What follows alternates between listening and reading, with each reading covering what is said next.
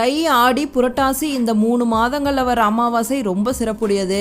அதுலேயும் தை அமாவாசை கூடுதல் சிறப்புடையது. அது ஏன் தெரியுமா? மார்கழி மாதம் தேவர்களோட விடியற்காலை பொழுதாக சொல்லப்படுது. அதாவது பிரம்ம முகூர்த்த காலம். அதே மாதிரி தை மாதம் அப்படிங்கிறது தேவர்களுக்கு பொழுது விடிய துவங்கும் மாதமாகும்.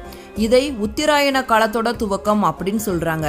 ஜோதிட சாஸ்திரத்தின்படி சூரிய பகவான் தந்தை வழி உறவுகளுக்கு காரணமான கிரகம் என்பதால் அமாவாசை அன்னைக்கு முன்னோர்களுக்கு தர்ப்பணம் கொடுக்கும்போது சூரிய பகவானை சாட்சியா வச்சு தான் கொடுப்பாங்க.